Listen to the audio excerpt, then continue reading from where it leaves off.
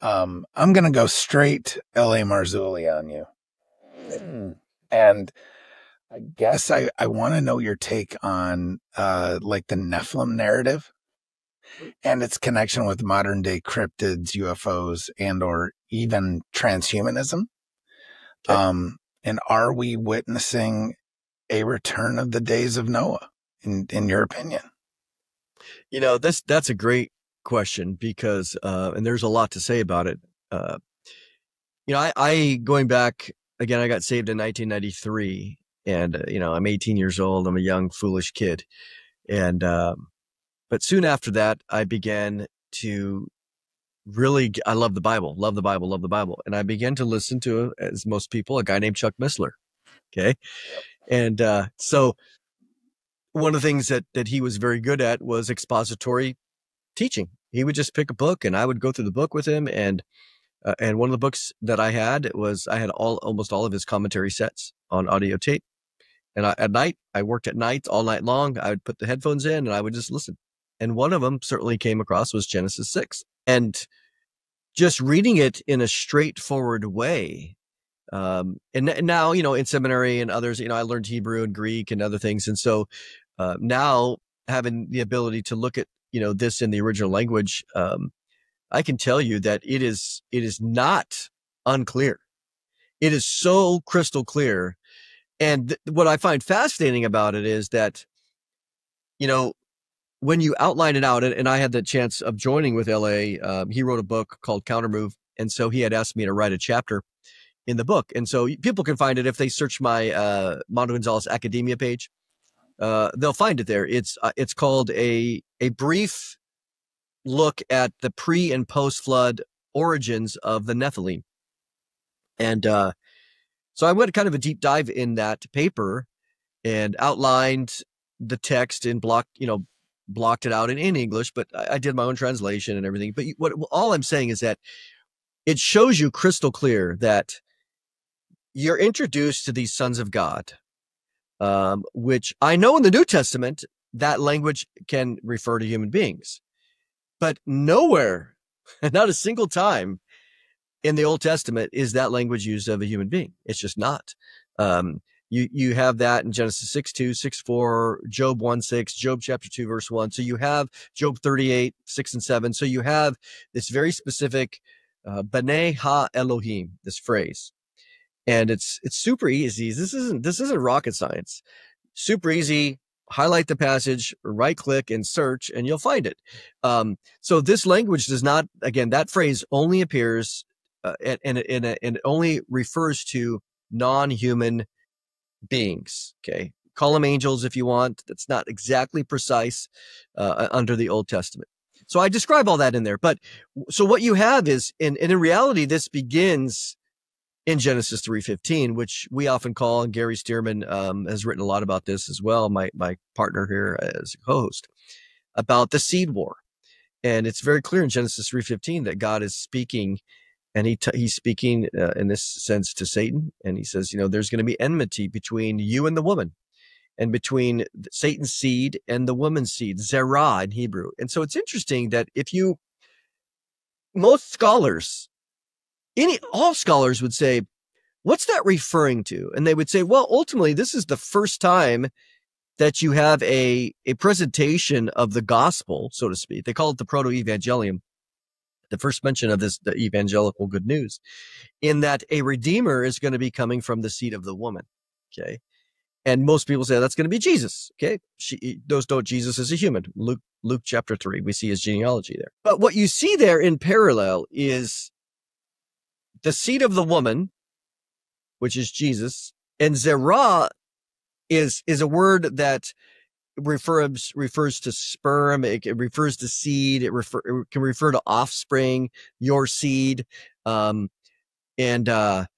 they're very clear. It's the seed of the woman. It's the offspring. It's the physical seed of the woman, which seems odd, right? Because women don't have seeds. They have eggs. Okay. But that's kind of makes it even more interesting.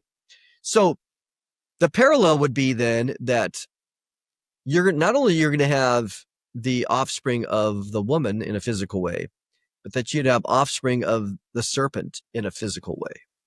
And of course, we know in First John, again, that's getting to a different book, but First John describes those who are children of the devil versus children of God. And no doubt that is in reference to spiritual offspring. Okay. But again, I don't want to read the theology of John, which was way later back into Genesis. So we need to let the Bible say what it says. Okay. So if you follow Genesis 3:15, you come to Genesis 6, where these non-humans, these non-sons of Adam, because that's what it says. It says the sons of God saw the daughters of man.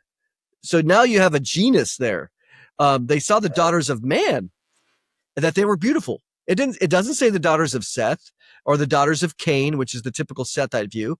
It doesn't call the sons of God Seth. Has nothing. I mean, people bring this up and you're like, you're reading into the text. It does not say any of that. You're forcing it. Okay.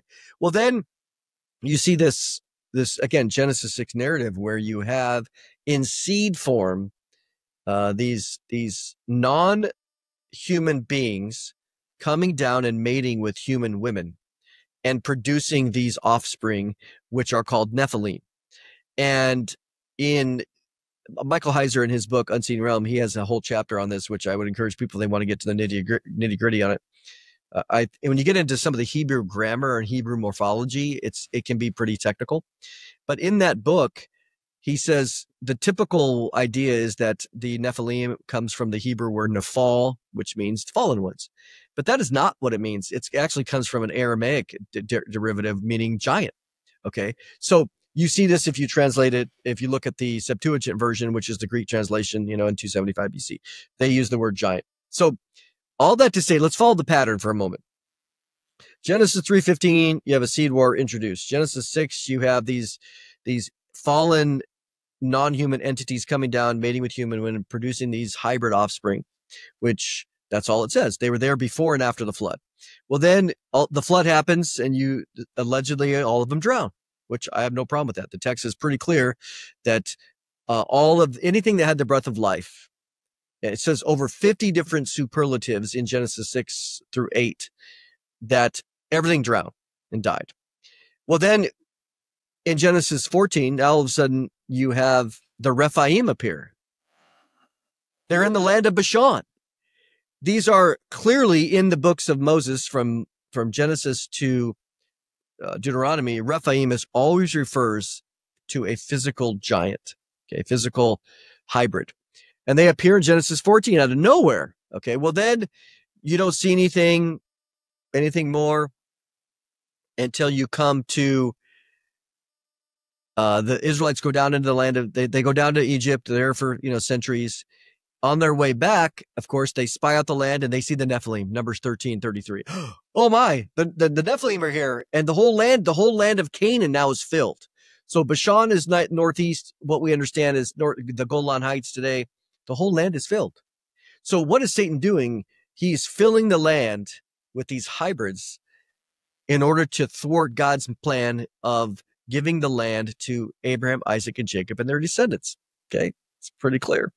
So in Genesis 12, God says, Abraham, I'm going to give you this land. And now over the centuries, it gets filled with Rephaim. And, so the geography is kind of, it's not, you say it's the Golan Heights which is what's there. Mount Hermon. Mount Hermon. So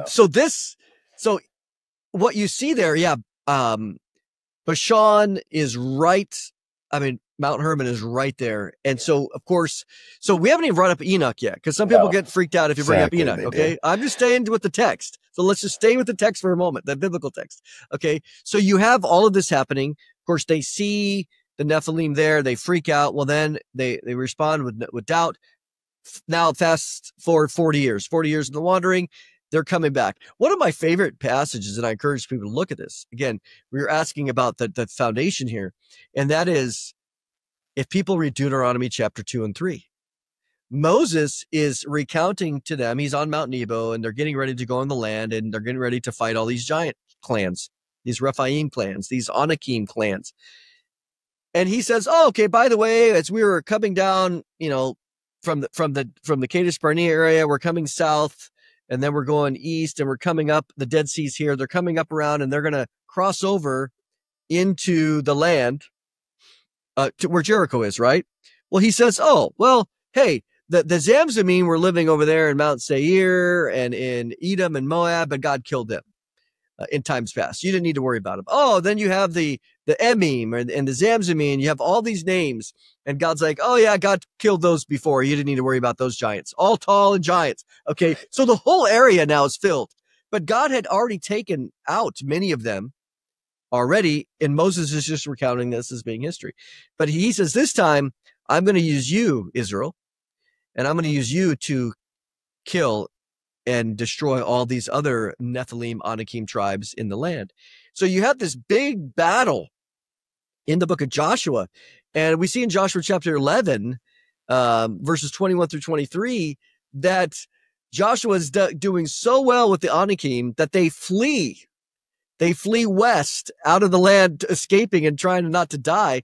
And they land where we understand mostly are the Philistine cities, the 5 Pentapolis cities, Gath and Ekron and Ashdod. And so you just see Gaza, no doubt, all of them there. You see them listed. Well, then you don't see anything with the giants for several centuries, at least written. They're still on the land because 1 Samuel 17, we get introduced to this guy from Gath named Goliath. Yeah. Right. and so, and his brothers and his still around somewhere. They're still around.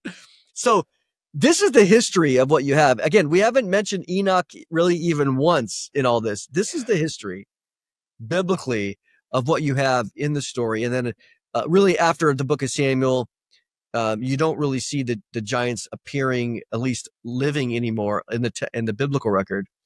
Later, what we do see is in the writings of Josephus.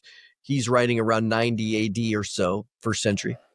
And he talks about, oh, the giants, the bones of the giants are here to this day on display. Wow, look at that. So it's in the Bible. It's there. It provides a background of this long war. And so all that to say, when Jesus says in Matthew 24 that the days of the Son of Man, his return, will be like the days of Noah, don't read this like a 21st century American Christian. We read a sanitized version. Think of it as Jesus is there in the first century and the bones are over there. Josephus tells us. In their backdrop in the second temple period, you have, of course, we know this now from the Dead Sea Scrolls. There's lots of writings, massive milieu of writings and histories. And the book of First Enoch was there. And so Jude 1 verse 6 and 2 Peter 2:4 both give reference to this understanding right out of the book of Enoch. I mean, we know the Jude chapter 1:14 quotes Enoch. So the book of First Enoch. So there's no doubt Peter and Jude are relying on this book at providing some level of connection to historical, at least understanding. Whether the whole book of First Enoch is history or not, people can debate that. But what we can't debate is that the New Testament writers were speaking into a culture that understood that as the background. The whole Sethite theory didn't come until the 2nd and 3rd centuries. Right. They knew the book of Enoch. Absolutely. It'd be like if me quoting, Tolkien today, right, or, giving a quote from Gandalf. I'm not quoting it as necessarily scripture, but if I made a reference, well, Gandalf says, and they'd be like, and they saw the connection there, they would understand, who? I mean, some people might say that, but if you quoted, and I did this in one of the classes one time, one of our Sunday school classes, I said, look at the language that Peter and Jude are using.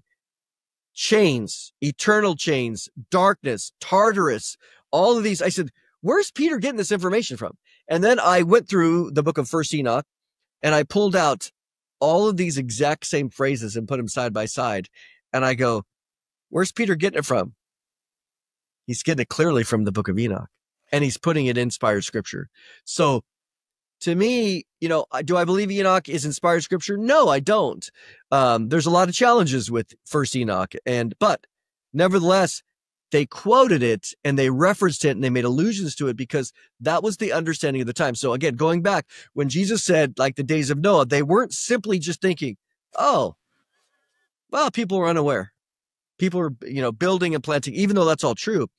They were thinking in terms of supernatural intervention into humanity genetically and other things. It was complete chaos That is what the first century person would have thought of.